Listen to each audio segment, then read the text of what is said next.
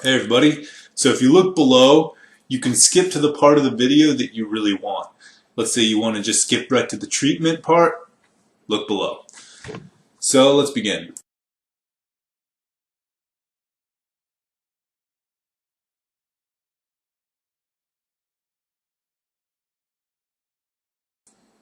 So, ankylosing spondylitis, what is it? So what's going to happen is the doctors are going to test you for HLA-B27. This is human leukocyte antigen B27. It's an antigen that attacks collagen fibers in your body, specific collagen fibers. And because they're so specific, a lot of times you start out with lower back pain. And that, as the disease progresses, what's going to happen is you're going to feel more and more pain up the back, maybe in the ribs, and you'll feel occasional strange pains in the knees or the elbows, the shoulders. And you'll get random occurrences of flare-ups in your eye, which is characterized by something called uveitis. And that's how I actually got diagnosed with ankylosing spondylitis, because it really doesn't occur in any other situation. And that's how a lot of people I've read about that got diagnosed as well. So ankylosing spondylitis is unfortunate. It's been called a miserable disease. It's a terrible condition, and it goes undiagnosed for a long period of time in most cases. But it can be beat. And in this video, I'm going to make it clear how you can beat it, even if NSAIDs, non-steroidal anti-inflammatories, are not working for you. So let's start with the medical community. So the medical community really only looks at the HLA-B27 side of the disease, and they say, well, there's inflammation, let's throw some anti-inflammatories at it, see what happens. And they found that there's really good results with halting the progression of the disease. However, the side effects of the NSAIDs are not so good.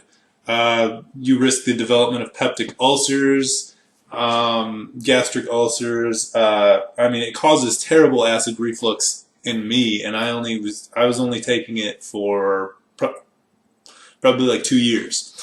And people have to take it their entire life. You're just bombarding your system with these drugs. And so the doctor says, okay, to prevent the progression of ulcers and negative effects on your gastrointestinal health, take a proton pump inhibitor. So they're treating the side effect of the drug that's used to treat the symptom of the disease that you have. It doesn't make any sense. But it's so useful in treating the disease that the medical community really doesn't see any reason to do otherwise.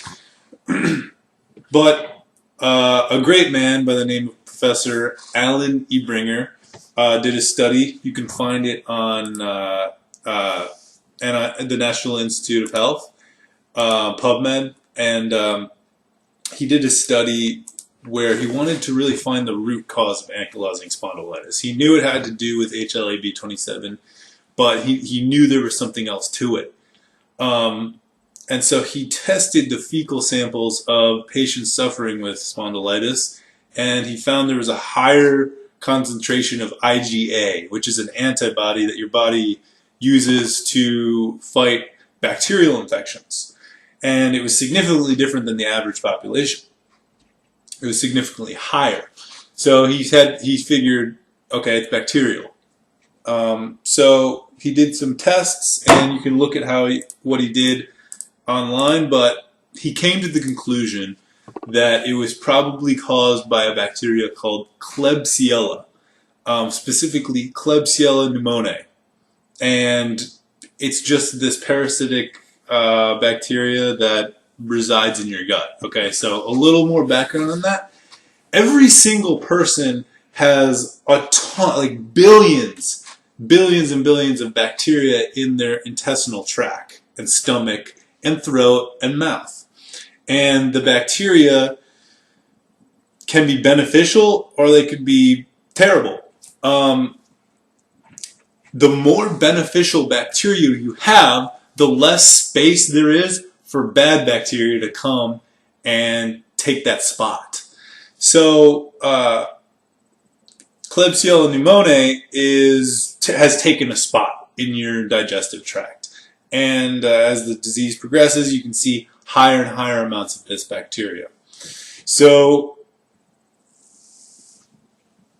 Ebringer said, let's try to get rid of that bacteria. One of the things he did was put the patients on low doses of antibiotics for a long period of time. And he actually found that they had less pain. They admitted they had to take lower doses of NSAIDs. Another thing that he discovered, and this is the vital point, was that Klebsiella pneumoniae exists and is only able to exist healthily in a media of high carbohydrate content. So what does that mean? It basically means every time you're eating starch and sugar, you're allowing Klebsiella to survive. So what's the next logical step? Cut out starch, cut out sugar, okay? Specifically, Klebsiella survives on starch, and that allows it to reproduce because sugar and certain types of starch are digested earlier up in the digestive tract, but other types of starch take much longer to digest, and that residual amount of starch is what Ebringer hypothesized. This hasn't been proven, but there's a lot of evidence supporting it. And that residual resistant starch is what the bacteria feeds off of. So, how do you treat this? How can you use this information to your advantage? 3 words. No starch diet. Okay? Welcome to hell. Almost everything you eat contains starch. Wheat, corn, potatoes, any grain you can think of, rice, beans, pistachios. It all contains starch. So sticking to it is extremely difficult, but it usually works very well. So I will provide a link in the description to show you some sites that help you stick to the no starch diet. So let's look at that a little closer. There's multiple treatment options for ankylosing spondylitis. This one is the no starch diet. And within that, there's multiple different stages, okay? And depending on if your pain is still present after switching to a diet, then you move on to the next stage. So the first stage is low starch. Just trying to minimize your starch intake, but don't pay too much attention to that. Now, if you still have pain, what you're going to want to move on to is no starch. This is a severe diet. But there is some saving grace. For some people in that no starch stage, you can actually have glutinous rice. The reason is because amylopectin is okay to eat, and amylose, those are the 2 types of starch. Amylose is not okay to eat. Amylopectin, Klebsiella can't survive off of it. So, no starch, glutinous rice only, okay? And if you're finding that glutinous rice is giving you some issues, then you can get off of it as well. And the last stage, if you're still having pain, then the last stage is no starch, no dairy, and no sugar. Okay, so you're going to want to play around with that diet a little bit, but essentially what the big factors are, in order of importance, is amylose, which is a form of starch, okay? Dairy, sugar, amylopectin. Okay, so those are the 4 big players in contributing to overgrowth of Klebsiella bacteria in your gut. Okay, so let's move on to the next treatment option. So this next treatment has been called a miracle cure. It's been called amazing. It's been called life-changing. You know, I've gotten my life back, all these crazy things, and I can't even begin to fathom how it works. But basically, it is apple cider vinegar. This will get rid of your pain in most cases. It doesn't work for everyone, but here it is. This is, I mean, might as well try, right? Okay, so start with twice a day, have 1 tablespoon of apple cider vinegar diluted in a cup of water. Okay, so you're going to have a total of 2 tablespoons, and after 5 days, you ramp that up to 3 times a day, and then ramp that up to 4 times a day after another 5 days. Okay, so after about 15 days, you're going to be consistently having 4 tablespoons of apple cider vinegar every day. Now, it's a little sour, but you actually find yourself looking forward to it. Now, let me explain some stipulations behind this treatment. A, you are not going to see immediate results. It's going to take about 5 days to see any results at all, and about a month to see the completion of the full results. Okay, so, and once you're on that, after a month, I mean, you cannot stop. It's a continuous buildup. It's cumulative. So, the first 5 days, when you're doing just the 2 tablespoons per day, completely cut out all sugar. You can be on NSAIDs, you can be eating starch, it doesn't matter. You don't have to be doing the diet, which I just talked about, but you cannot eat sugar. You especially can't have cakes, soda, even diet soda, cookies, cereals. Can't have any of that stuff. And as time goes on, you can cheat a little bit, but try to minimize your sugar intake, because if you have a bunch of sugar, like for example, if you eat a bunch of cake and ice cream, it's going to completely eliminate all of those cumulative effects of the apple cider vinegar, and you're going to have to start back from square one, from day one.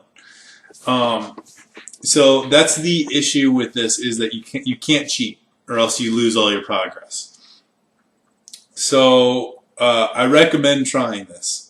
It's a fantastic treatment option, and I'm currently on NSAIDs and ramping back up the apple cider vinegar treatment because I messed up and ate a bunch of sugar. So I lost all my progress. But the progress was awesome. I couldn't believe it. I was in complete awe, because even the no-starch diet, I mean, it's so hard not to cheat, that I would have pain pretty much every day, because I just would be like, I need some sugar, I need some carbohydrates, or I'm not going to be able to survive another 5 minutes. But this, you can eat like a king. Every piece of bread is like a godsend. So I recommend trying that out. Now, there are some other things you can supplement this with, and I have only tried it with the supplements. I've never had just the apple cider vinegar. So the main supplements you want to add to your diet are as follows. Cod liver oil, or some kind of fish oil. Krill oil and cod liver oil are generally accepted to be better. But make sure you get a pill of fish oil every day. Selenium. It's just good for your joints. 1 or 2 drops of oregano oil. That kills the Klebsiella, or Klebsiella is sensitive to it. It helps. Vitamin B. Try to get a good intake of that. You want vitamin B12 and vitamin B, the B stress complex.